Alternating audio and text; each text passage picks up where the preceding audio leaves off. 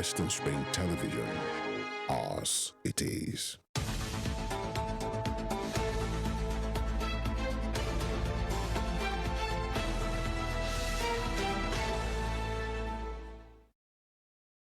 The Friday edition of Morning Spring is here, and obviously, just as we rightly stated, this on Monday that we run through days of the week, the working days of the week, Mondays through Friday, and that's why we're here again. Thank God it's Friday, and some bit of relaxation will come over the weekend. It's super glad to be back here, and I want to welcome you on behalf of my very humble self and my very esteemed brother up in the house. On behalf of the entire production team, Messi. Good morning to you out there. Welcome to Morning Spring for today. 2010-2023. It's a very significant day. Remember that. But we'll talk about other things and much more on the show. Welcome to Morning Spring right here from Western Spring Television. Channels 190 on the Star Times DTT. Tunde IDOWU is my name and obviously will remain my name. At Irresistible TD on X. Good morning to you out there. Good morning to Femi. Good morning. Thank you. And thank you for the accolade. Well taken. You're welcome. Femi Ojo is my name. Good morning, Nigeria. Good morning, world. This is what we do here at this time every weekday to see what is happening, to have conversations about deep talks, very critical and frank conversations about the state of the nation and, of course, matters arising, issues of public importance. That's what we do here. And please do well. And let's tell you that we are live on our YouTube channel right now at Western Spring Television. And please do well to follow us on all our social media platforms, on X, on Facebook, and on Instagram. It's going to be a very, very interesting one as usual. My colleague just talked about the significance of today's date, especially 3 years ago. What happened on this day? Why did it happen? And the reason why it happened, is it still happening, or we've learned our lessons? So what are the stakeholders doing about it? This and more is what we are going to be looking at today. But first, we'll start with the headlines. And we'll go on a short break right now. When we come back, our analyst will be joining us, and then we kickstart the GIF. Thank God it's Friday. Good morning. We'll be back.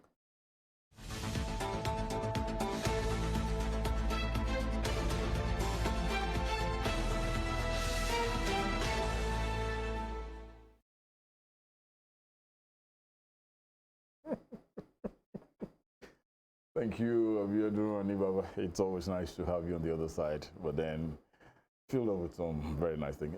All right, Morning Spring is here, and I want to welcome our in-house analyst who is super ready to delve and deliver on the analysis and from the headlines making the rounds from the very front pages of the various dailies that we have for today. Ladeji Alabi, thank you for always being here. Good morning to you, brother. It's always a pleasure to be here again. Good morning, Tony. Good morning, Femi. Good morning, Nigeria. Good morning. Let's begin this. I'll take my first set of headlines from the Vanguard newspaper. The Vanguard newspaper is what I have here. And the big bold caption there says, FG, Labour's deal under threat. NLC accuses Lalong of violation. A couple of writers associated to that story there says FG never negotiated in good faith, vows to resist attempt to foist new leadership on NURTW, and insists government's failure to fully implement agreement will lead to nationwide strike. Ladeji, here we go again. When we had the former Labour Minister Ngige, Senator Chris Ngige, everybody felt this man was too hard, this man was too this. He was the one always trying not to come up with an agreement between the federal government and Labour. Another man is at the helm of affairs now. And looking at what NLC is saying, says, I'm looking at that, okay, it wasn't in good faith that Lalong is the reason why this is happening, right? Lalong, okay, accuses Lalong of violation. And NLC is saying, if this agreement is not implemented, it will lead to a nationwide strike. Are we back to square one? NLC should go and sit down. Uh-oh. They've not really shown seriousness over the years, so they should go and sit down. If they really are negotiating for Nigerians, Yes. I think it should not be all this back and forth. I've mentioned it on this show a few weeks ago that the government cannot answer all your questions in a day. It's going to be gradual. You know, there are things you ask even the government of Obasanjo that have not been done till now, reason best known to the government. But you also need to know that there are places where you shift grants. But when you go to the negotiation table with what do we as the executive of the NLC benefit, you are not doing the larger population, you know, any benefit. So I feel... Is that what I've been doing? But, Are there proofs to that? well, You must speak so far. Now, Femi, the reality of thing is that if they had been negotiating on the part of the larger populace, we would have seen the ripple effect. But most times you hear, oh, there's going to be a nationwide strike tomorrow, and before you say anything, they say they have a meeting at the Aso Villa, and they call the meeting off. And next thing you hear is the government is not doing this, is not doing the right thing. But they were able to push up the federal government to the point whereby the federal government had to bring up this 35,000 naira. About 35,000 naira to how many people? The question is, theirs is to make demands, rightly. If you make How demand, about the people at the other side showing sincerity? I will still get to that. All right. Okay. I'm talking about NLC itself now. all right. They've not shown seriousness. They've not stood their ground that this is what we want and this is what we are going to do. Don't forget also, also a couple of years back, we had strike of, was it 8 months or thereabout? And at the end of the day, you went back to the negotiation table. What you were expecting, they didn't do for you in 8 months. So we went back to square one.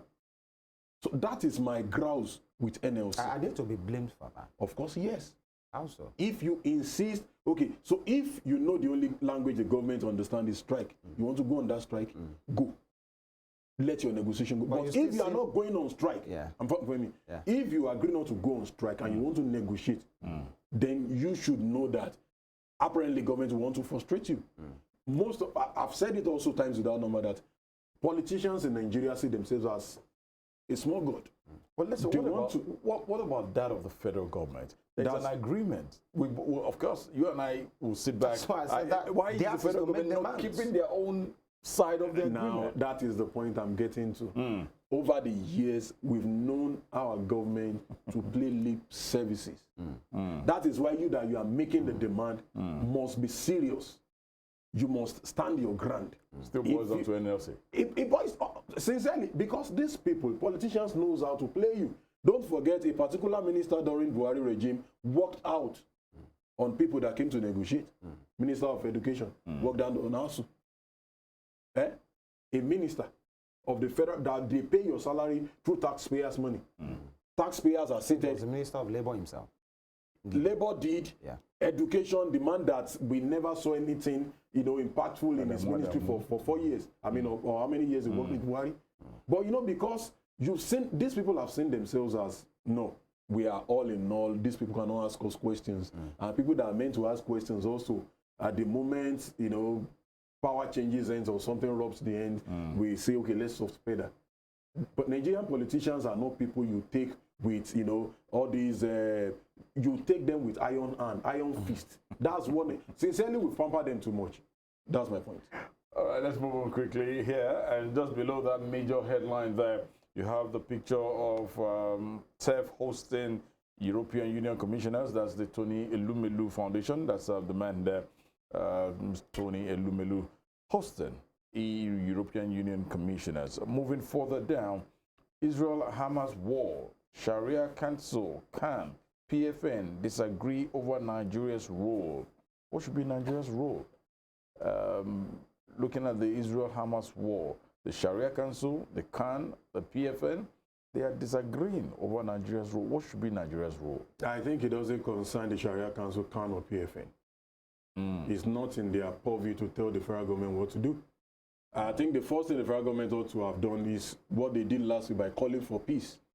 That's what the reasonable country should do. Call for peace, and that is what they have done. Then the second thing I think a serious government should do is, apparently, I'm very sure we have Nigerians in Israel. We have Nigerians in Palestine. So let's evacuate our people.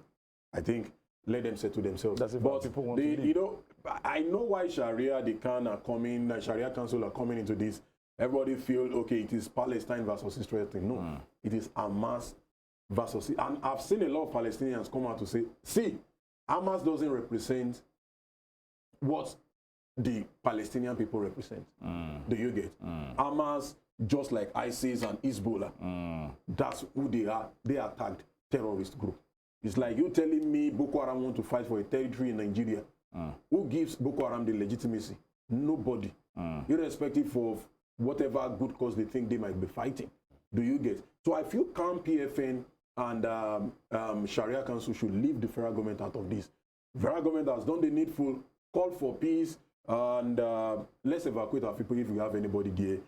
And hopefully, you know, let's, I know negotiators are already trying to see how they can broker peace between the two nations and make sure that, the civilians are not seriously affected. Because we've seen videos, we've seen pictures, we've seen news of, of civilians, children, women, men, being affected in the world.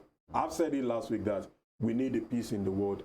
Let us be at peace. God has created a lot of beautiful things for us to enjoy every now and then. So why do we have to start killing ourselves with rockets and weapons of mass destruction? From us here, we call on all the appropriate authorities, please, let's do the needful.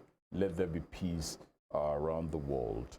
And moving on, Tinubu appoint Issa Unilu, Ali M. Ali, 6 others under Information Ministry.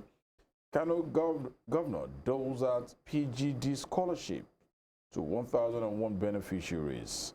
Okay, moving further up, petrol scarcity. Queues grow longer as depot dry up. But we heard NNPC come out to say there's sufficiency for the next 30 days. Why? All right. Israel-Hamas war. U.S. lists Nigeria under 3rd tier of worldwide travel alert to Americans. So, don't come to Nigeria. Is that what Mr. Biden and his team are saying? Customers' deposits in bank rise 56.6% to 75.7 trillion naira. I don't know if your deposit is amongst these deposits.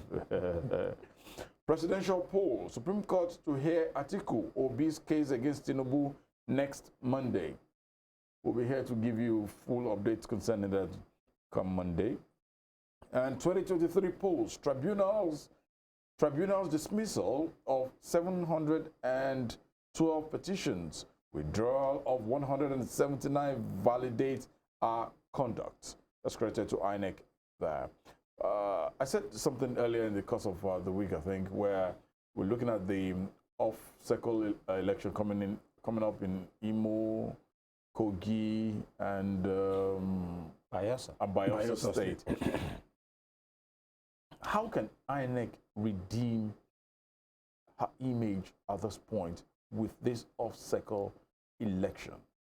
What do you make of that? Well, INEC have said it that they don't have any image to redeem because with what they said in the news now that you just read is that with the tribunals throwing away over 700 petitions and 170 something being withdrawn, it shows they have done well. But to an average Nigeria, did they do well? To the people that were disenfranchised, did they do well? To the people that ballots were snatched in their polling unit and you still went on to announce the result, did they do well? To the people that felt cheated, to the people that asked for materials for tribunal that INEC failed to release, did they do well? To INEC promising that, okay, so we are going to upload results, and you get to the IRF portal, you see mathematics solutions on the portal, you see pictures on the portal as against INEC results, did they do well? Well, that answer lies with Nigerians. But I just feel for INEC, if they want to really be sincere with themselves, if they want posterity to judge them right, I think with all these off-cycle elections, they need to do well. I've seen their rec making another set of promises. But I'm not moved a bit. You know why? because even before the general elections in January, I mean in February and March, we saw a lot of elections. As a matter of fact, Mahmoud Yakubu, the INEC national national chairman, went to Chatham House in the UK, and he promised a lot of things there. But lo and behold, on election day, what did we hear? What did they call? They call it. They use this term. I will remember the name. I can't pick now. You know, glitch. They said technical glitch. Oh, the election in Bayelsa, in Kogi, and the other place will not experience another glitch. They need to build trust in Nigerians. All right, quickly. Tinubu, others mourn as ex-DG budget office Bode Augusto dies at 68. We say may so rests well. And from the world of sports, just below there, talking transfer, Newcastle United plan move for Boniface. I think that's the sensation now at this time. That'll be all from the Vanguard newspaper for this morning. All right, we head straight to The Guardian for this morning. The Guardian for today. Varsities, sad tales of underfunded, understaffed medical centers. Varsities, sad tales of underfunded, understaffed medical centers. Of course, you have some entrance of some universities. UI, you have it there. University of Lagos, Nnamdi Azikiwe University, Federal University of Technology, FUTA, University of Nigeria, Nsukka, of course, many of them, University of Calabar, and you see the story is about what is happening in these universities, especially their medical centers, and sadly there have been some very sad tales from some of these universities when there are issues and it can be taken care of, even in the university's clinic, you know, and these are some of the issues. So it will be a good read. Possibly you need to pick a copy of The Guardian to see the detail, because these are just pictures. There are stories behind them. Moving on, ENDSARS. Activists lament non-implementation of probe panel recommendations. Of course, you see the picture of the learned Sikh there. Femi Falana, SAN. All right, review Nigeria's relations with Israel. Sharia Council tells Tinubu. Tinubu revokes Imam's nomination as FEMI chairman. Appoints CEOs for parastatals. All right, we'll come back to that point. No respite for Nigerians as petrol scarcity bites harder in Abuja, Lagos, others. Operators fought new 6-aircraft fleet rule for startup airlines, meaning every startup airlines must have at least 6 aircraft, and some persons are faulting that rule already. Supreme Court to hear Atiku's appeal Monday. That's a big one there. Poor leadership may cause WW3, that's World War III, says Afe Babalola, that's a legal luminary there. And okay, I come to Deji now. There has been this story, and it's about Tinubu revoked Imam's nomination. A very young man that was appointed, I think 25 or 27, 24 years of age, as the Federal Road Management Agency, FEMA, quite a big parastatal chairman. And just yesterday, the appointment has been revoked. What do you make of that? Well, if you look at Imam, his father heads another board or something, also in Nigeria. No, not anymore. But one of the big wigs of the party, Kashim Imam. Okay, Kashim Imam, thank you for reminding me. Now, at 24, what we understand is that this man just, after graduation went for service, is a fresh graduate, no work experience. We want him to head FEMA. But the child of nobody wants to get a job at the state secretariat. They will ask for 6 years experience. Life, no balance. Should it be that way? That's the question. You think it was a wrong call? It was a wrong call. Ab initio. If we want a sane society, what is good for the child of the poor should be good for the child of the rich. Should we look it only from that angle? that is the angle. See, let me say this out. That every of the things I say here are my opinion. All right. Not that of the of the host of the station. Yeah. Now, I feel at the first instance, it shouldn't even be on the list. You can maybe add him as a member of the committee, possibly to gain experience. Member of the board. Or member of the board or something. We saw this young lady that was added, she's still an undergraduate, added to the fiscal, whatever. The tax reform committee. Tax reform committee. Yeah. It's not a bad idea. But to add a committee, to add an agency like FEMA, you are in charge of all the federal roads, maintenance of all those roads. As the chairman. As the chairman, you have a big task. A very big one. Do you get? So it's not where you just try and say, let's try if it will work. It's somewhere you say, okay, let us put a round peg in a round hole to make sure that you see the deplorable situation of our roads. A journey that is not meant to take you more than 2 hours, you use 4, 5, 6 hours. And here we are doing, maybe let's do what Yoruba people call a EJ. No, for me, I think it's a good call, letting him go. We need a more experienced person. If that is the standard we want to maintain. If you want to get a normal job, you have 4, 5, 6 years experience. So if you want to add anybody also in Nigeria, you should have the experience, have the requisite experience, then let us move on. We need to get better, sincerely, Femi. This 2023, we should not be talking about In a minute, let me ask you, some are saying, is this not giving out the preparedness of this administration? Because we've seen so many appointments that have been made that have been revoked. So many things. Even nominations have been made, it has been revoked. Yeah. What does that speak? Is it that they are trying to find their feet, or there are some overwhelming influences that are just making some of these appointments, and possibly when the guys up get to know, then it get reversed?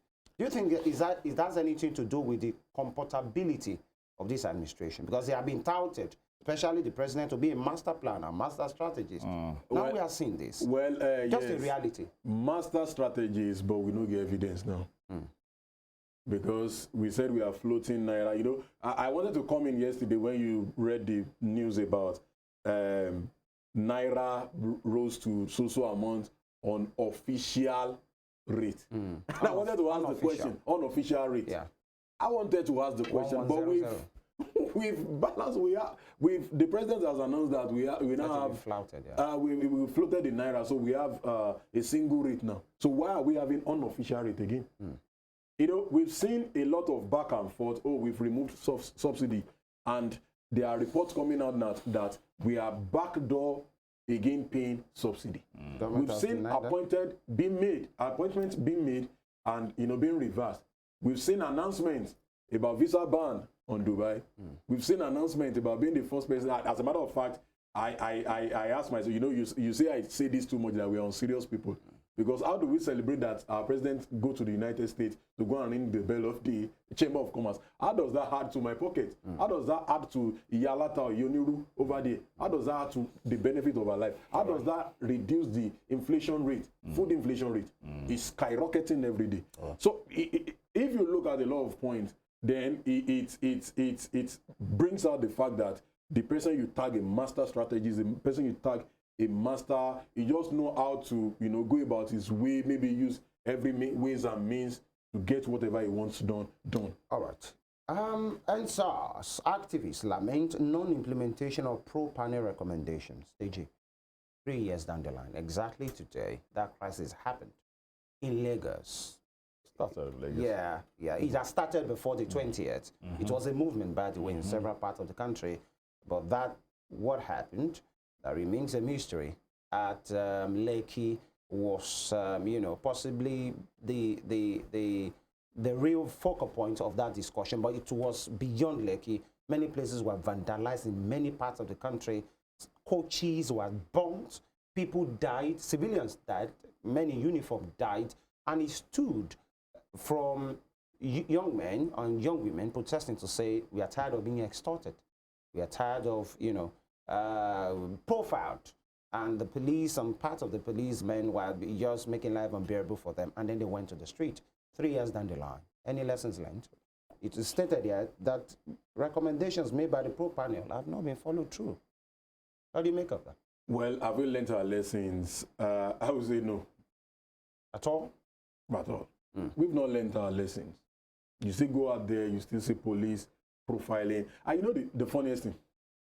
The police cannot take a pinch of what they dish out to people. Just recently, the PPRO of police, Olumiwa Adejobi, I don't know if I get his name correctly, posted a staff in his office, a beautiful policewoman like that, you know, with a Samsung phone that, you know, people that uses something and they said the phone is worth more than #1 million. And the moment somebody asks the question, the post of this lady is so. The highest her salary can be maybe around 250,000 naira. How come she is using a phone of worth over #1 million? The man came back. No, police are not paupers. They are this, they are that. You mean the people in that space who are profiling the policewoman? They profiled her. That this is your salary. How come you are using a phone worth more than, you know, but you could see the anger in the PPRO that, no, we are not paupers, we are not this. The same thing happens to the tech guy that you profiled on the street. The same thing happened to the journalist you profiled on the street. The same thing happened to the lawyer you profiled on the street because he uses a good phone, because he dresses nice. That still happened. Don't forget, it was after ENDSARS that Vandy killed that lawyer woman who was pregnant with a twin in Lagos. Don't forget also that we've had series. And he has been sentenced to death now, by the way. Well, let's see if the governor will sign that. When last did you see a governor sign the warrant? I mean, the death warrant of anybody that has been sentenced to death. But the court has done its bit. The court has done the bit. Yeah. But even at that, do we have to wait to that level? Killing Vandy, will that bring back the woman that died? With that, you know, actually, yes, justice must be served, but must we get to that level? Do you think nothing has changed? Nothing has changed. FEMI, nothing has changed. But we've seen We've seen police derobe some of their men for extortion. For how many? What is the percentage of people that have been derobed? Go out there. You still see. I was on a project last year, so we're coming from Elisha.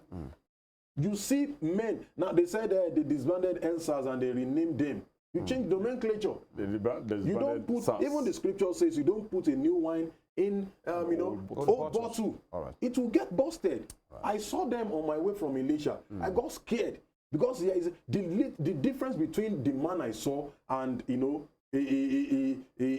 man of the underworld is just because of what I saw on his uniform. MPF. It looks scary, tattered. The hair not well kept, stored on him, tattoos on his body.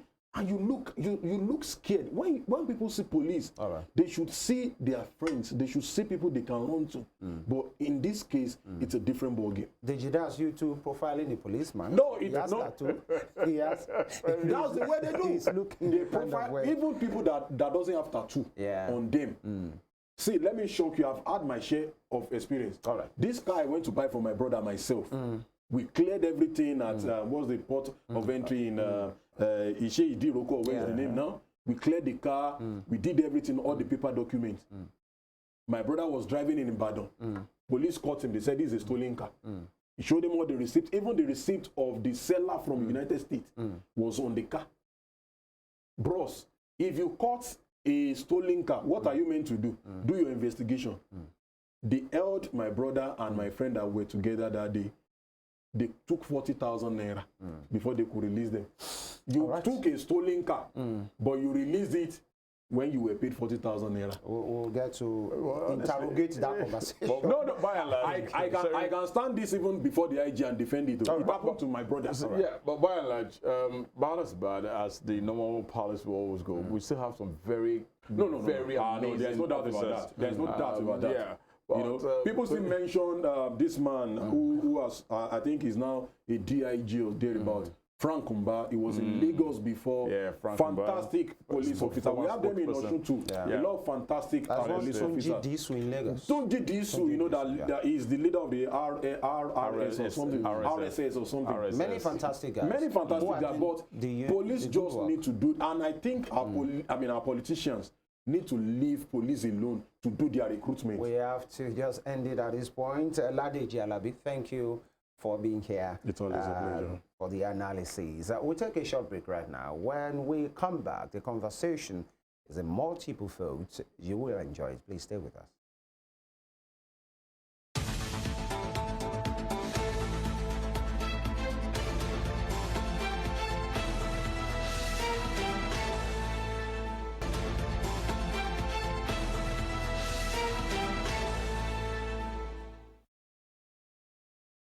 right, you're welcome back. And we head straight now to the Sunshine State, Ondo State, where it's been kind of some kind of controversies, especially governance in that state, with the governor, Akeredolu,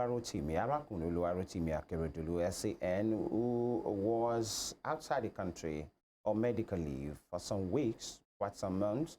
And by the way, he's back, but then he's not back in Ondo State. He has been said to be in Oyo State in Ibadan, and that's where he has been. And after some time, people of the state, the political divide, well, many people have been asking, where is the governor? Yes, he's back, but why can't he be back in his own state of Ondo? And so a few days ago, like a week ago, there was this uproar, kind of, and in which some persons were protesting. The People's Democratic Party, that's the main opposition party there, protested and to say, where is the governor? Is the governor is back? He should be in his state. Where is he? He should return to Ondo State. And the ruling party there, the opposition party, have talked on the matter to say the governor is fine. In fact, there's been so many press releases to say the governor is fine, only that his lodge is being put in place because so many things has to be done now that he needs every help that he gets as far as far as that his health is concerned. But many persons are still wondering, where is he? How come he has not, at least in a public telecast on TV, spoken to the people or appeared live to say, here I am back, although he has released a statement to say, thank you, Ondo people, we are getting better and we are working. And we are being joined right now by the Publicity Secretary, State Publicity Secretary for PDP in Ondo State, Mr. KENEDY PERETEI. Good morning, Mr. KENEDY.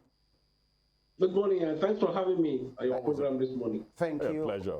Very much. And very soon as well, we have the APC camp speak to us as well. Oh, all right, I've been made to understand. Mr. Steve OTALORO, the Director of Media and Publicity for APC, is here. Mr. Steve OTALORO, good morning. Good morning. Good morning, sir. All right, good to have you on the program as well. Thank you. Thank you very much. All right, let me start with Mr. KENEDY. Your party, the PDP, came out to protest, although there was back and forth, the role played by the security agencies, possibly not allowing your party or your people to protest. But then, governance in Ondo State, one will say you are not in power, it's the APC that are in power. What is the take of the PDP on this thing about the whereabouts of Mr. Akeredolu? He has been said to be back. So what's PDP's position there? Well, what we have said is very simple, that when the governor was abroad on medical vacation, we also joined in prayers for Mr. Governor so that he can quickly recover. So now that on the 7th of September, they told us that Akeredolu has recovered and is back in the country, we were happy. And we were actually expecting the governor back in Ondo State. 1 day, 2 days, 1 week, 2 weeks, 3 weeks, 4 weeks, 5 weeks. It was becoming curious. Look, what is going on with this governor? Is it that he's not yet fit to discharge his duties as governor? Or it is that some people are just trying to tell us what is not true, that this governor is back and healthy enough to discharge his functions as governor? And they were saying, no, we have no business raise up questions. Say, what are you telling us? This man was elected by those people, and those that elected him expect him to do, if anything, appreciate them for the prayers they offered in his absence. And now that he's back, what is keeping him in Ibadan? Only for us to be told that the government house where he is too small, that's 2 rooms, and such ridiculous excuses. So look, if the place is too small and he has lived there, who is lived there for 6 years as governor, how now they suddenly discover that the place is too small for him? So now there are also constitutional requirements there is the State Executive Council meeting that is supposed to hold regularly as provided by the Constitution. So now that you cannot hold these meetings regularly, it means there is actually a breach of the Constitution. And therefore, we have asked the Ondo State House of Assembly to begin processes of impeachment of this governor, because it is clear to us that this man is incapacitated and his handlers are playing games with the Ondo State people. Yeah, Mr. Kennedy, you ended this take now by saying he is incapacitated. Do you have proof? Do you have evidence that the governor is incapacitated, truly? Or these are just sentiments? Well, it's not sentiment, it's speculation.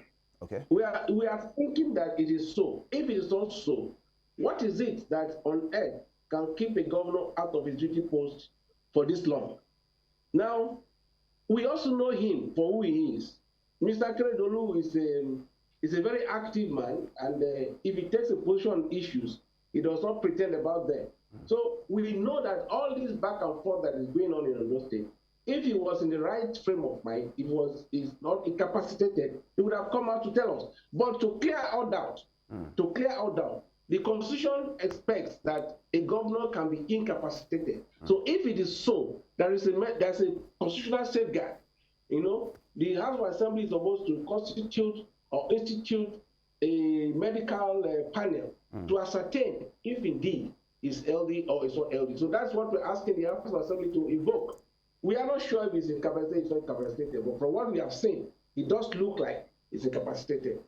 All right, thank you, Mr. Kennedy. Please just hold on. Let me just switch gears to Mr. Steve OTALORO. Mr. Steve, are you there?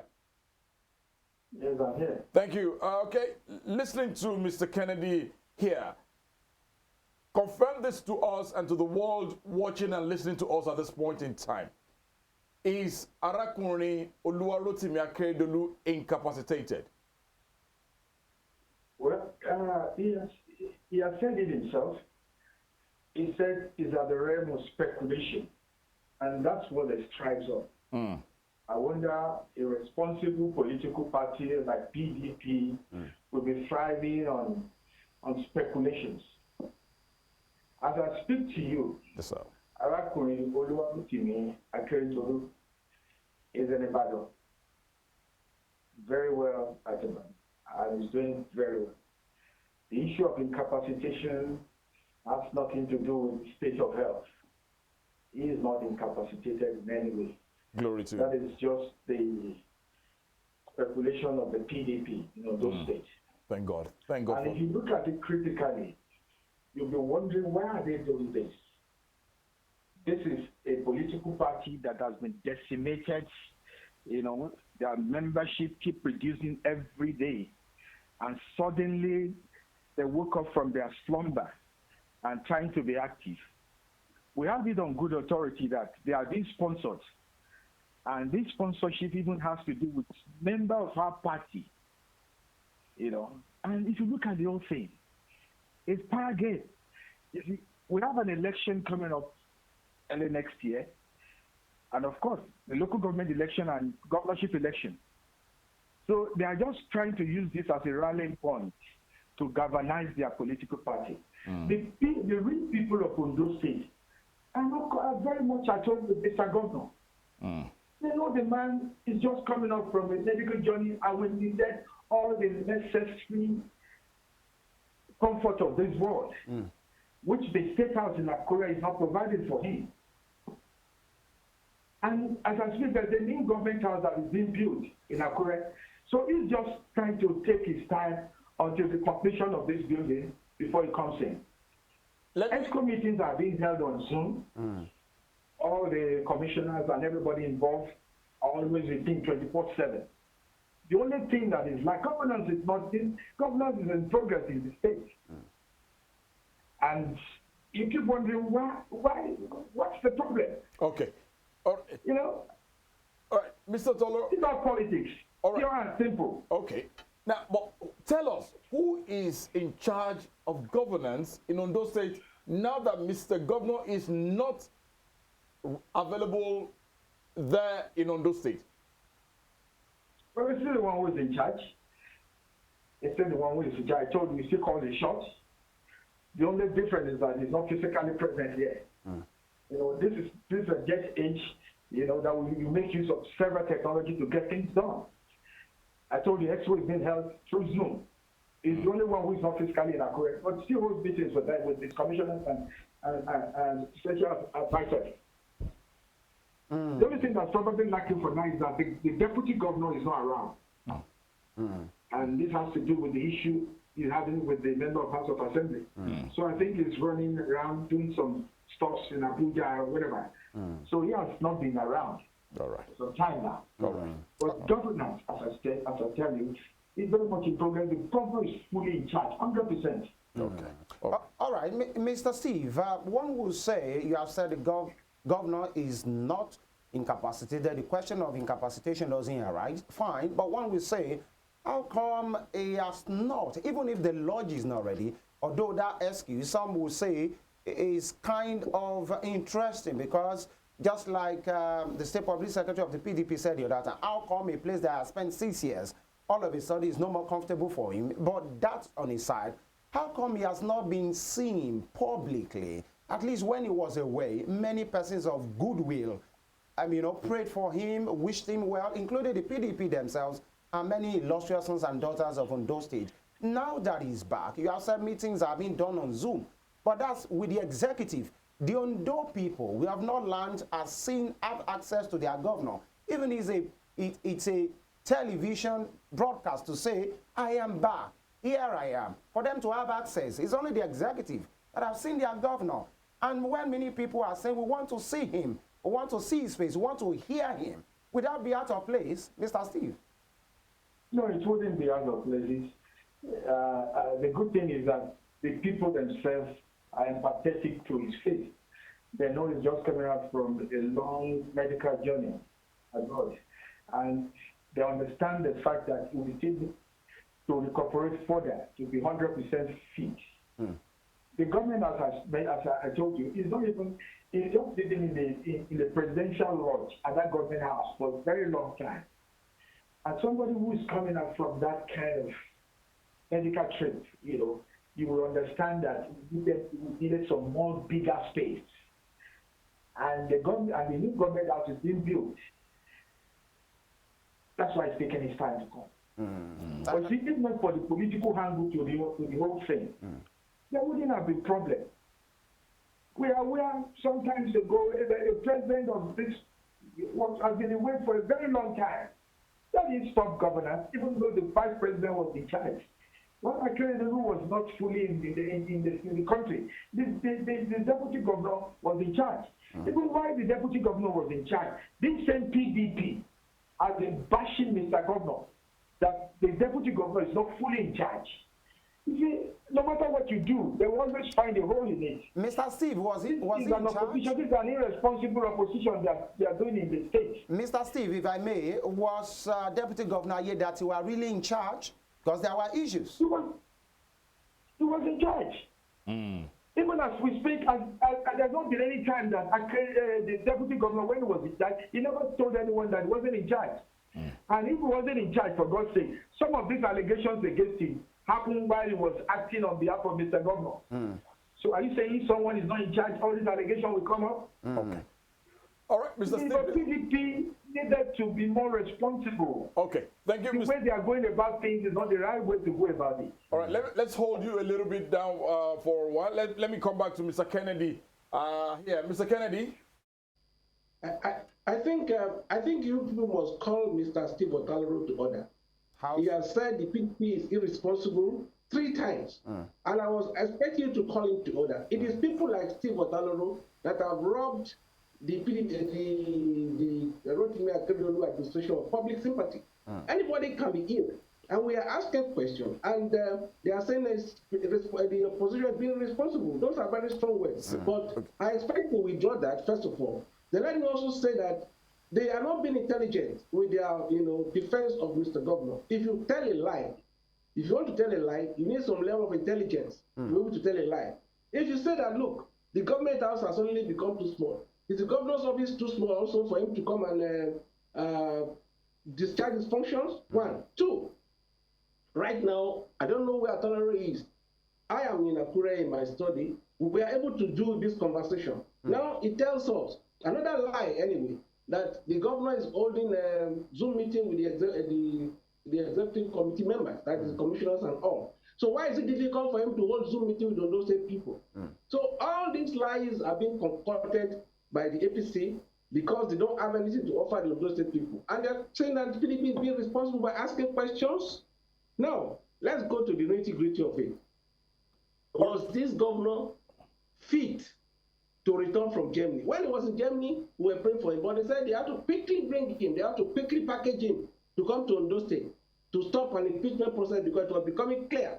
Even the former national chairman of the APC, Adamu Abdullahi, in the National Executive Committee meeting, publicly declared that their governor in Ondo State was incapacitated.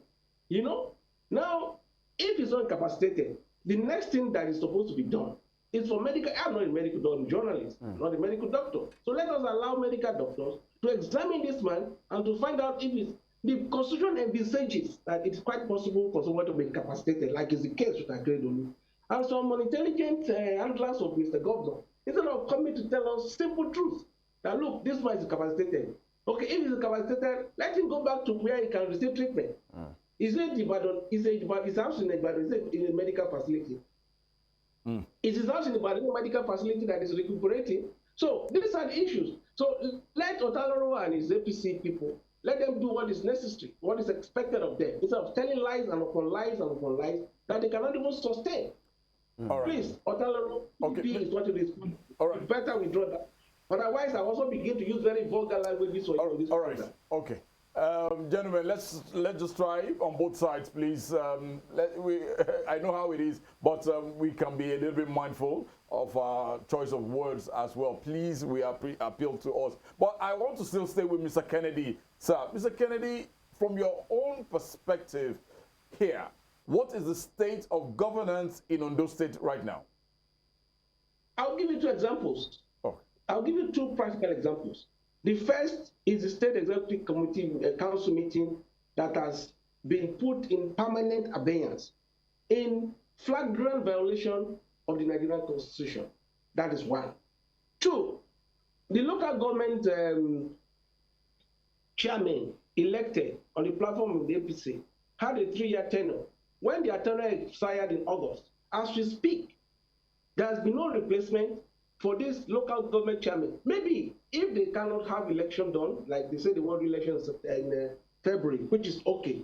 But maybe we also know that if another set of caretaker committee members are going to be in the local government, this list will go to the National Assembly for ratification.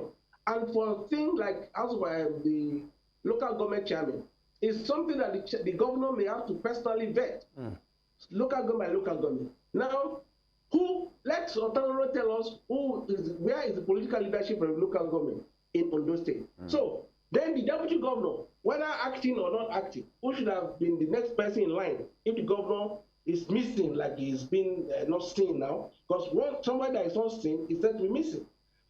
Deputy governor has been running from pillar to post, from Abuja to Akure, from Akure to Ibadan, begging people to help him talk to the House of Assembly and Akeredolu to stop it to people until the day before yesterday. So now that things are in this state, how else is anybody going to tell me that governance is moving? The next thing they tell you that they have been paying salary. So payment of salary is the only evidence of governance being in place. Let Steve OTALORO and the leadership of APC tell us where Akeredolu is. All right. Mr. Steve, you want to react to that, but before you do that, let me ask you, so that you take it together, you have repeatedly mentioned the PDP as part of the trouble bedeviling your party, especially as the issues between Governor Akeredolu and his Deputy Governor Adedatewa is concerned. You have said they are collaborating with some persons in your party, possibly in the political structure of the state. How so? How come you are blaming for opposition for your troubles? Well, you just heard him, what he said now. He said you should call me to order. In fact, I take exception of that statement that you needed to call me to order. This is the same person who said we're telling lies, that I'm telling lies. That is what he just said. So what we should be called to order and say that this is debate. He should concentrate on whatever he wants to tell the public and stop throwing tantrums on me. I'm saying he wants us to tell lies, but we refuse to tell lies. He said we are not intelligent enough. The excuses we are giving about the state of health of Mr. Governor. How else would we be intelligent than saying the whole truth and nothing but the truth? PDP is not our problem. They're only being used as pawn. Some of our members are using them as pawn. Our party is strong, is viral in the state. We don't have any issues. The only issue is that of the deputy governor that is presently going through investigation. We could have covered it all as a political party. What is happening is not in our best interest. But because we are open up enough, that issues that have to do with public funds has to be accounted to. Some other political parties like PDP will have covered it all. We're not happy that this is happening to our deputy governor. We're not happy. But at the same time, we are more concerned issues of the public than whatever is happening within our political party. That's why we stay off the whole thing. Even though we are able to meet with the deputy governor, try to encourage him to answer the House of Assembly. It beckons on him to give answers to what the members of the House of Assembly are asking. They're only overdoing their oversight function. But they choose otherwise. And I believe with this crisis, PDP is only being used as pawn. I don't want to use a dirty word here, but this beneath them is infantry, infra-dig. PDP should not be seen as helping members of our political party to cause chaos in the state. You know what they said? They want to demonstrate within the town. They were even asking for the governor to either resign or be impeached. It's not in their place to do that. They are just one of several political opposition parties in the state. So why will you be calling? What's your interest when you are calling for the resignation of a sitting governor? Or you are even threatening that he will be impeached. So if you look at the whole thing, you know, someone is behind the whole thing, pushing, using their platform. All right. Yeah. You know? Yeah. But like we said, we are not really bothered. Yeah. The truth will come out at the end of the day. All right, Mr. Steve, I'd like you to speak categorically because you have said it repeatedly now. Who are these collaborators in your party collaborating with the PDP? It seems you know them. It seems you have their names. And let me ask, is Mr. Lucky Ayediatiwa part of the collaborators? Even if I'm in a position, if I know these people, I'm not at liberty to say it because we are doing investigation and we're coming up with our position at the end of the day. But we don't want to compound things by start mentioning names while investigation is still going on. But I just lay you down all the facts. PDP Itato has been extremely quiet in the state. So when someone before now who has been quiet suddenly wake up, and you know it takes money to do all logistics to put all these things in place. Who is sponsoring them? Who's putting such money? What is their interest? Because their major interest is just the next election, and they cannot even use this narrative to win election in the state. They know. If it's a narrative you can use to convince electorates to vote for you, you will say, okay, that's all right. It's not politics. But it's not for some of our members that is using them as pawn, you know, to destabilize not just our party. So they should have a rethink. All right. The people of Ondo State are very much at home with their governor. Yeah.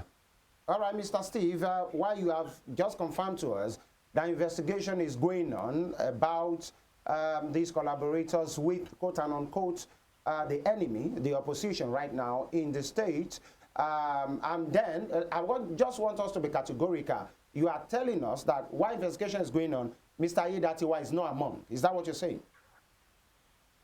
No. Definitely, Mr. Ayediatiwa, someone that is going through investigation. You could expect some of his sympathizers, you know, even though he has not come forward to tell us he wants to be the governor. But rumor has it that he wants to be governor. And if anyone is pushing to be the next governor, you should expect some big heavyweights behind him. So there are things they could do without his knowledge. We're not indicting Mr. Vice Deputy Governor. We're not in any way. He won't stoop down that low to be using his platform to destroy his platform through another political party. And the only thing is PDP as a political party, we're just wondering, why are they going down this lane? You know? And these, yes, and these big wigs that you have mentioned now, possibly pushing, using your words, Mr. Ayi, that you are possibly to run for office. Are you saying they are in the opposition? No, not of our political party. You see, if the election is held tomorrow, PDP knows they have no chance. Not our chance. They don't. Okay. Wherever APC picks is going to be the next governor, they are very much aware of it. So, and like I said, there is the possibility that some of the sympathizers of the present deputy governor might be one in charge. In fact, some of the names we've been getting, you know, actually shows that he has to do with some of his supporters, but not directly to him. He's not even aware of some of the things that is happening. Unfortunately, he's not aware. Okay. And they are not even helping his cause by the path, the route they want to go about it. Okay. So I'm saying it categorically. Okay. That some of our members that are sympathetic to the cause of the deputy governor to become the next governor are the ones behind this.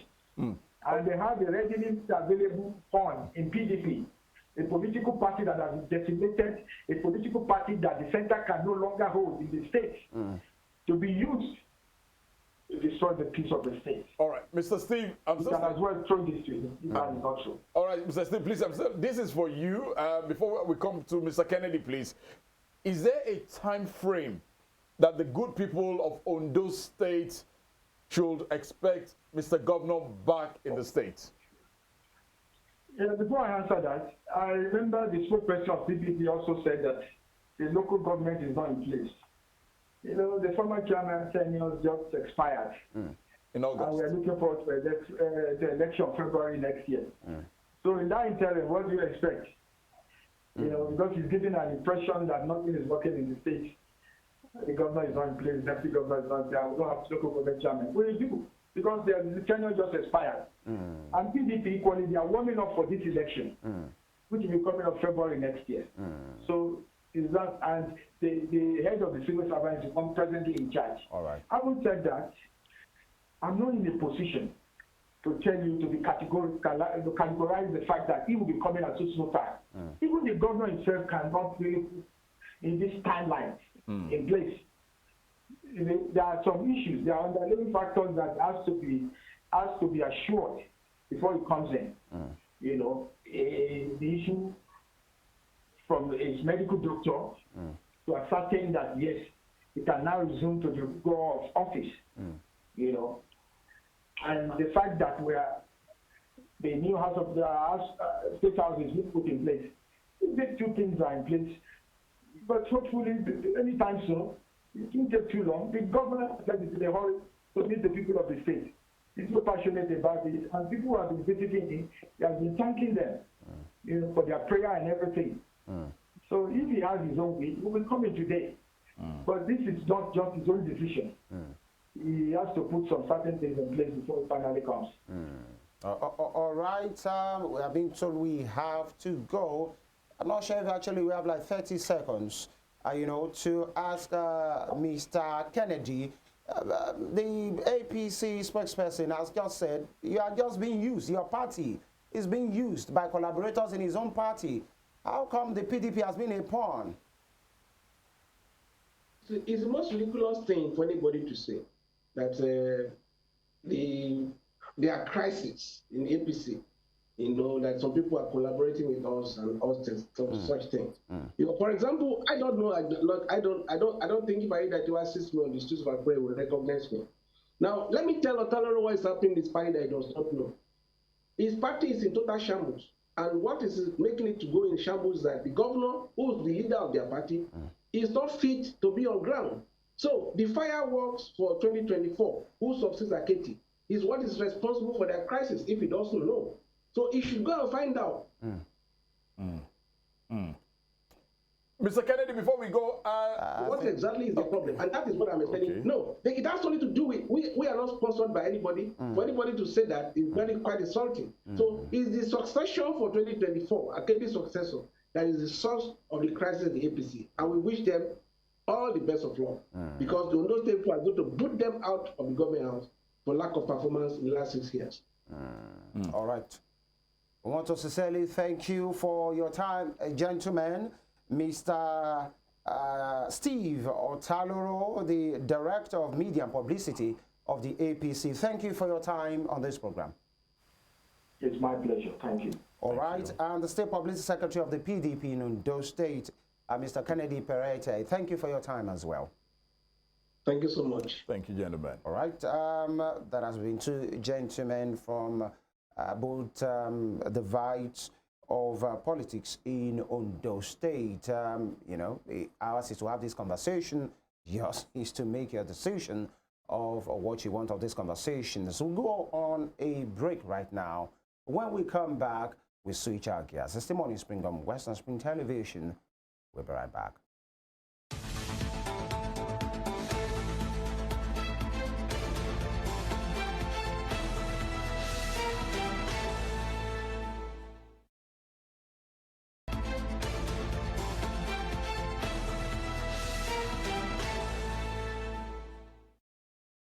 All right, thank you for being here with us. It is still Morning Spring, and this is the tail end of the show. But before we call it a quit on the show this morning, let's bring ourselves to remembrance as to what happened on this day 3 years ago. It had actually started a couple of days, but the massive one actually took place on the 20th of October 2020. And you will always remember that the ENDSARS protest came up massively on this day, and what actually caused this was the harassment meted out to citizens of this country by members of the disbanded SARS, Special Anti-Robbery Squad. The harassment, extortion, so many things that came in place concerning that, and it was a point Nigerians took the bull by the horn and said, enough is enough. Every state in Nigeria at that moment really had quite a whole lot to look into concerning the ENDSARS. There were lives were lost, properties were destroyed, civilians, men in uniform lost their lives. It was a time to reflect. But today we will just go back to that day 3 years ago and look at what it looks like presently. What caused the ENDSARS? Has it reduced? Harassment by men of the police force or men in uniform? Has the aspect of extortion? All this, has it stopped? Has it reduced? Or what is the state of things at this moment in time? Joining us in the studio this morning, we have one of the protesters who was actually picked up here in OSUN State during that time. And he will narrate to us what his experience was and what he feels it is looking like today. Mr. SEGUN OYEWALE, it's a pleasure to have you. Thank you. Good morning. Thank you. Good morning. Good morning. Thank you. Yeah. All right, let's just first of all go back 2020. This day, October 20, 2020. Let's reminisce a little bit. What was it looking like? What did it look like for you as a person? But I've just been told that, sorry, before we go further, let's welcome another ENDSARS protester who was here in OSUN State on that said day as well. It's a pleasure to have Queen FISAYO ADEREMI. She's on the line as well. Queen, good morning. Good morning to you. How are you? I'm fine. How about you? Very well. Thank you for joining us. You're welcome.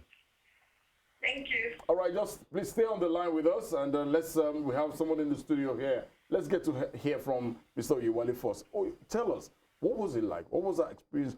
What did you at any time before the ENDSARS protest get a feel of police brutality before now? Thank you once again. You're welcome. And October 2020 is a date that will forever remain on the national page of Nigerian history. Any might have come and gone, but we cannot deny the fact that still it's an effect that will forever remain in the largest Nigerians' mind. Let me start on how ENDSARS protest actually started. It started as an online campaign, a petition by his convener, SEGUN, and it was signed by 10,001 or something Nigerians and later submitted to the Nigerian Senate. But October 2020, Nigerian youth turned the online campaign to protest, which they used to protest against the police brutality. Yeah. I've been brutalized, I've been extorted by police before the ENDSARS protest came. At that time, I was serving as the president of my school, Open University, and I was at the gates of my school, and they were just coming in cope with the mini bus walking, and they just stopped. They've already picked a lot of people, and then they just stopped, and it was like, as going where, what have I done with my offense or something like that. So they were trying to harass me before the secured man, before the ENDSARS protest.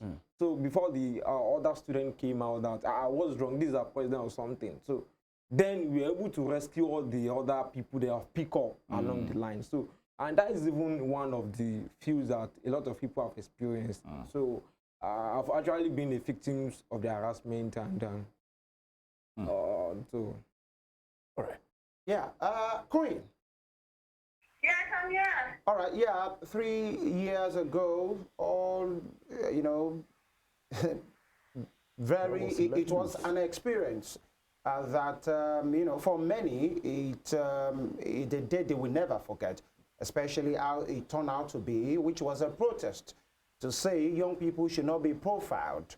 Young people should not be looked in a certain way because of their look or what they are having in their hands. We went across most states, but then Lagos was the epicenter. OSUN wasn't, you know, left out as well. And then you are part of that protest. For you, just like we have asked our guests here, were you somebody, did you experience that before the protest? And what was your role in that protest? Can you please recap the question? I couldn't get that well. Yeah. Well, have you experienced police brutality before? And during that protest, what was your role? Oh, okay, yeah. I have actually experienced the police brutality. Because, in fact, where I live, like 4 or 5 of the police officers just came to my gate, banged on my gate. We have to open the door. We have to open the gate rather. And he came inside my house. I was like, what do you want? How dare you enter my house? We were going to my bedroom straight. What are you looking for? I'm the only one living here. Where's your boyfriend? Where's the husband? So later, I think one of them actually recognized me. Like, oh, she's always around with the journalists and the stage. So that was how things withdrew that time. So imagine a lady, I'm not even a guy. I don't involve myself in any fraudulent activities. So why would you even come to me? Why would you just bang on my gate and say, you want to come in, you want to harass me, and all of those? So obviously I have experienced it. Even while I graduate, they will just patch you, stop you, and start harassing you, and all of those. So I have experienced the police brutality, like times without number. So then let's talk about my involvement in the ENDSARS protest. Yeah, the protest started kind of, I think, some police officers or some Sars, yeah, that's what we call them. They chased 2 young men, they chased them together along Okoduwa and so that was what scared up the protest here in Osun State before the nationwide protest. And I was one of the admin the ENDSARS protest. All right. All right. So, Yeah, Queen, and let me ask, I'm still staying with you as well. Yeah, many things happened, and then the protest took off in many parts of the country as well, and Osun State it was involved as well, and young person saying enough is enough. Stop profiling us based on our looks, based on what we do, based on how we dress, based on the backpacks that we carry, and, you know, but then 3 years down the line, before hello? yeah, can you still hear me? Yeah, I can hear you now. All right. Let's just stop so that we move because of time. Many recommendations were made after all those things have simmered down. After the October 28th, many panel of inquiries were put in place. Recommendations were made. The big five from the conveners of the ENDSARS as well, saying police, part of the recommendation was even that the police must be well catered for.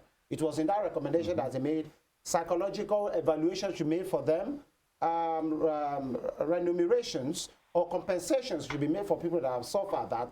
Now, 3 years down the line, Queen, do you think anything has changed?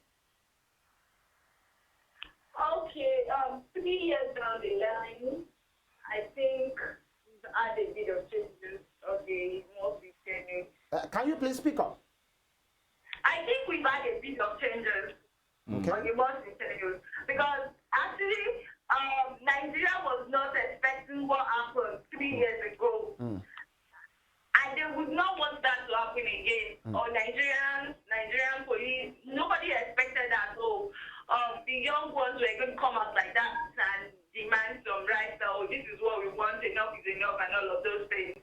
So I think there's been a bit of changes, although we are still demanding for other things. It's not like everything is the extortion, the torture and harassment and everything has like gone down finally. But I would say there's been changes. There's, at least on the streets, I don't really see policemen harassing people like before. Before it was very rampant, they do it, it's no fair of whatever the citizens could do or anything. But I think since then, it's been a bit reduced. All right, Queen, Segun, you agree with that? Has anything changed for you? No. With what you have seen? No, totally no. Also? Yeah, totally no. Because as for me, after the ENDSARS, even this year, I've heard a lot of numerous complaints from our people, youth, about the police harassment, most especially on highway roads. So the way, and let me say, 4 days ago, I was in a car with my brother is a lawyer, and we were on our way from Ondo to Ejibo. I'm actually from Ejibo. So we saw the police men that have stopped several people on the road, and we were stopped too. And the only thing the man could say was that, you, yellow guy, come down, or something. Why is it not even, they were not aware of the people inside the car, of course. So they're like, as you come down, okay. I came down. He was trying to collect my phone. I was like, but why? Why will you collect my phone? 4 days ago, I'm saying this. If Barrister Farouk Habib is watching this, he's going to testify to this. Like, why will you ask me to come down and bring my phone? For what was my offense before he now later intervened that? Why will you be doing that? Later, we now realize that the same thing they were trying to do for me is what they are already doing for the people they already stopped. So they will just pick people from Segun, what did you think is singled you out? You are not the only one inside the car. Yeah. Why did you think it's singled? What actually singled me out was me knowing what is right for me. And let me even say... No, I mean, why did the officer that asked you to come out, why did he say you should come out? Maybe because of my look. Because of my look and the way I dressed. So that, as a matter of fact, I was even putting on the native. But just because of yellow guy, come down. I was like... So now the lies in compilation has now mean something else. So, and that's even one of the numerous cases like that. Did they give any reason? Why? They were just requesting for my phone. Okay. Had it been that I don't know anything and I just gave them my phone, probably they might have even hooked me for something I did not do, and you know, started extorting money from me, and it was even in a bush place. So there's no how you won't scare of your life because they are holding gun. So if they demand money from you and you feel reluctant, they might even do or undo. Right. So people like that, we actually do what they want by giving them money unnecessarily. All right, Queen, are you with us? Hello. Hello, can you hear us? Yeah, I can hear you faintly. Now, quickly, faintly or clearly? You said what? Okay, you can hear us, right? Hello. Hello, Queen, can you hear me? Yeah, I can Okay, now quickly, let's look at this here. If you probably listen to what SEGUN has stated just 4 days ago, something with police harassment occurred again, which involved him. But by and large, we have seen policemen being demoted. Just about 2 days ago, we saw a DPO in Lagos. I think they said it was booted out because of extortion, probably from the force or transferred to another station. We don't really know yet. But there's been some measure of discipline that the hierarchy in the Nigerian police force are meting out to their officers these days. Do you think that's enough, or what are the other options you feel should be meted out? Hello. Oh, there. Queen? The connection is quite. Hello, Queen, can you hear us? Yeah, I can hear you now. What other discipline do you think should be meted out to police force, erring police force, police officers? Oh, okay, yeah. So right now we all notice, and I'm sure we are all seeing that. Okay, whoever commits an offense in the police force recently now, they are always punished. They are always very disciplined. So I think what the government or the police officers should do, I think there should be a drastic advanced reform within the police units, like all through the country. Let them just reform, let them reorient them, like, oh, you're actually here to serve the people. It's not like you're here to be against them. You're supposed to be our friends. We're supposed to be able to run to you. So I think the police officers actually need deep and a very, very big reorientation and reevaluation. So you don't just put people, you don't just put the worst of us in the society. You don't let them be the one carrying guns all over. Because I saw a news, was it yesterday or day before yesterday? I saw probably one of the most wanted men in the northern side, maybe Kaduna or Kano. And now, is that a police officer? So imagine, somebody like that, a criminal, now he made it a licensed one. He has a gun already. So what if he goes back into his old ways? Are you even sure he has changed? So Obi has not joined the police department just so that he can have the right and he has the license to commit more atrocities. So I think we just need a very, very big psychological evaluation of our police officers and reforms and reorientation of the ones already in service. All right, Corinne. By the way, I think you are trying to refer to the constabulary, which is kind of a private arrangement with the Nigerian police. By the way, SEGUN, you were picked up. Yeah, I was. What was that deal? I was picked up October 30. I was kidnapped. Let me put it that way. How so? I was kidnapped. I was actually on my... by who? By the police, by the Nigerian. I was kidnapped, not arrested. I'm going to prove my my points by using that kidnap, because I believe I was arrested.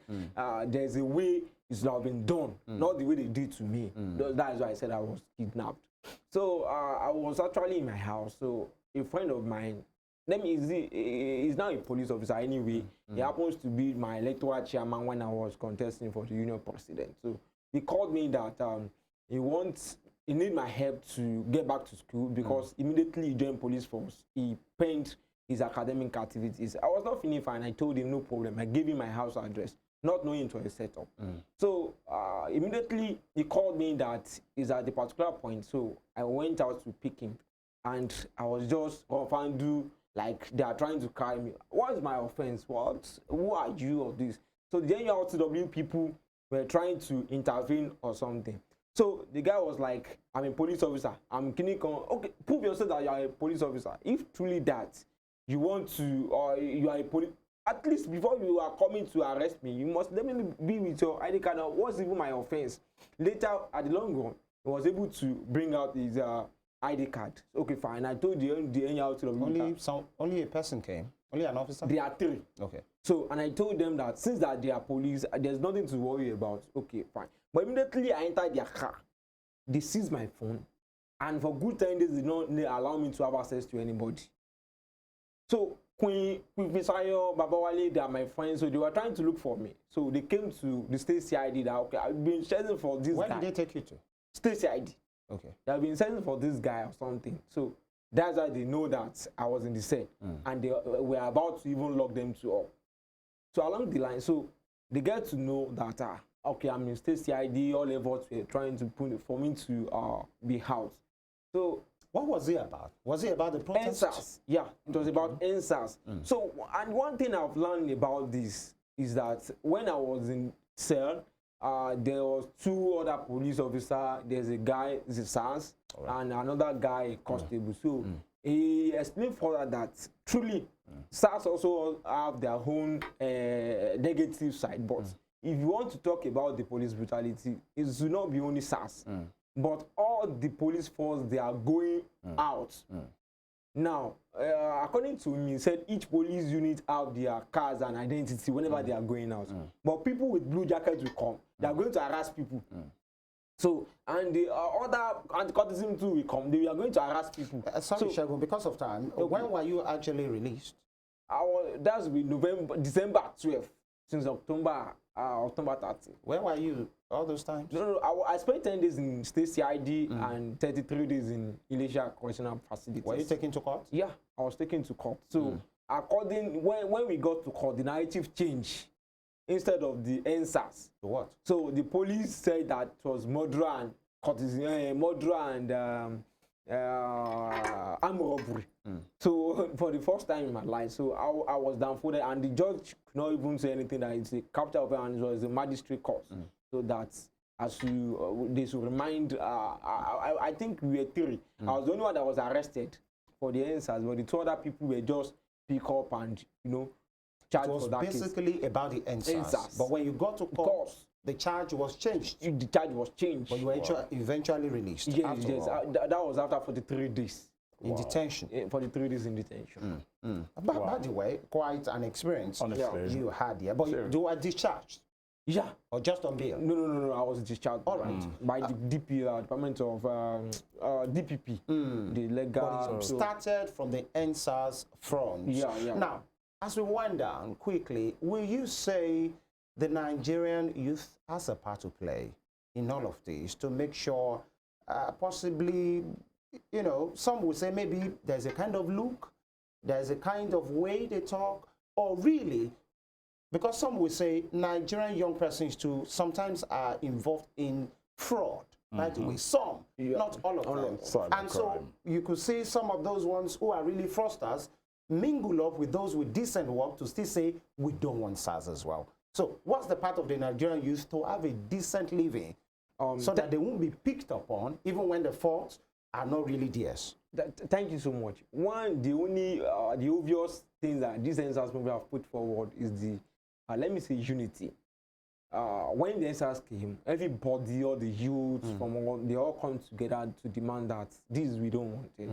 And believe me sincerely, if you can challenge the same energy we put to the ENDSARS movement to demand for good governance, I believe that so many things that we are even, truly, we cannot deny the fact that there are some youth that are into fraud and some other crime-related activities. But if we have a good governance that's providing what we actually need, there are a lot of army graduates.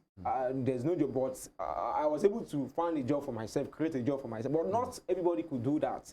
So instead of doing that, they were like, okay, family will be expecting something from them, and they venture to another thing that will later tarnish their image. So I think Nigerian youth have a very big task to do by empowering themselves. If we cannot demand for good governance, but see, we should work on our personal development. Let's find something good to be doing, so that instead of doing what we tarnish our image, we'll be doing good for ourselves. So, thank you, Chef. All right, Queen, are you there? Yeah, I'm with you. Thank you. Now, unfortunately, I didn't know that you guys know yourselves. You know, Segun knows you.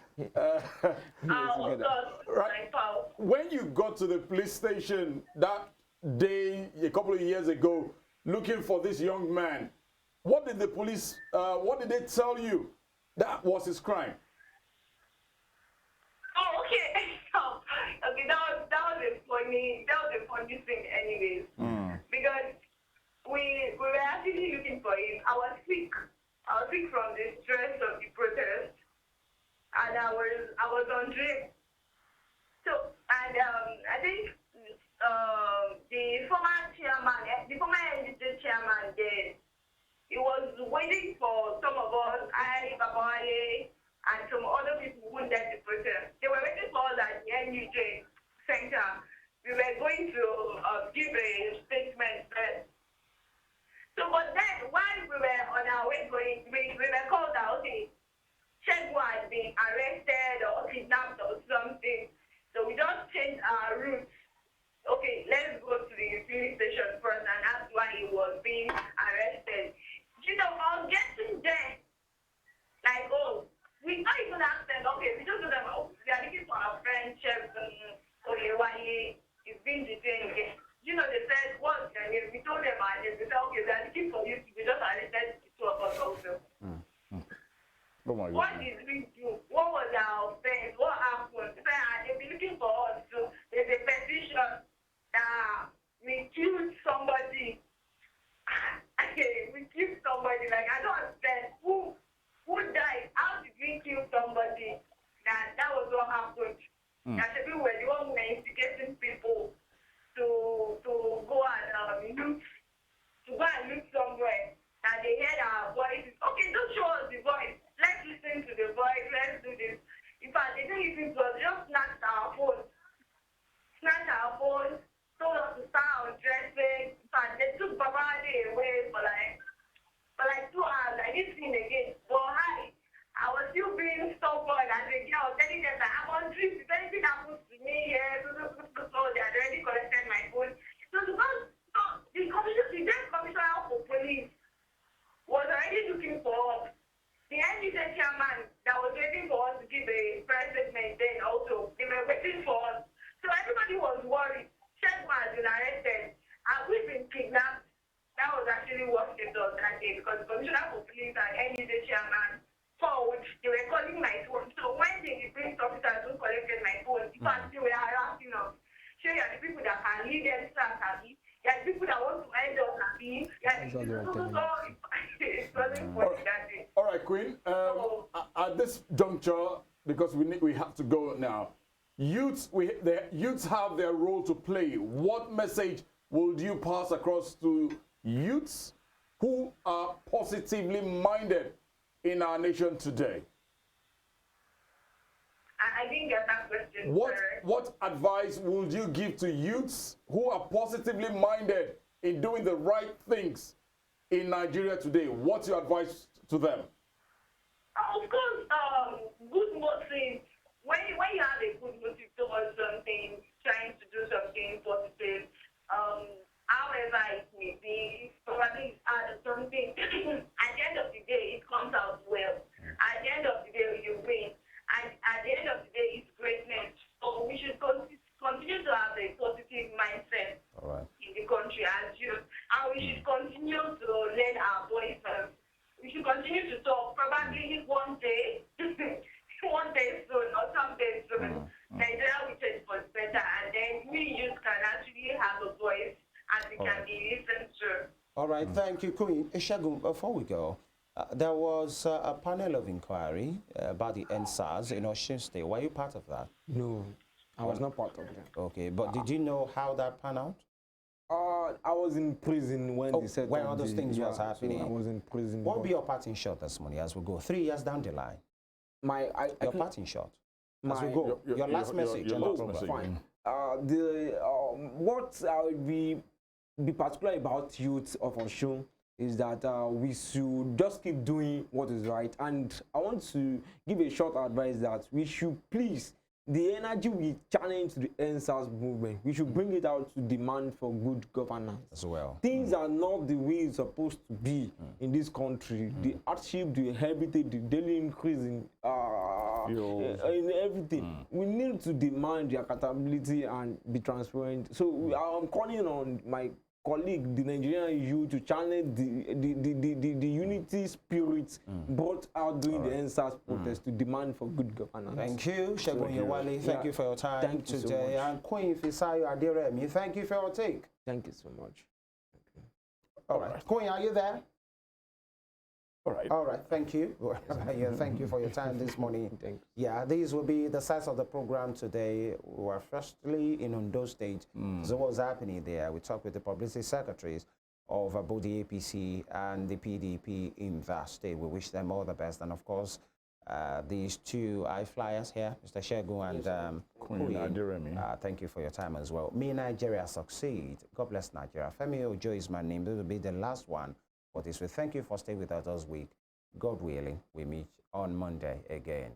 Please do well to follow us on our social media platforms, on X, on Instagram, and on Facebook as well. And of course, our YouTube channel at Western Spring Television. Like, share, and subscribe.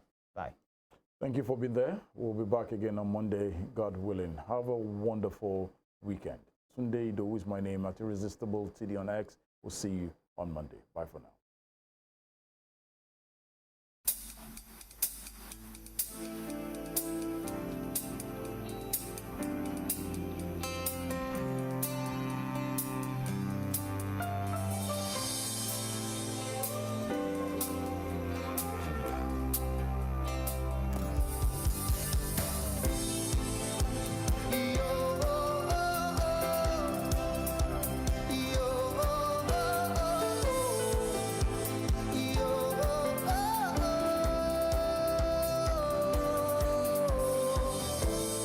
Others are praying and you are sleeping.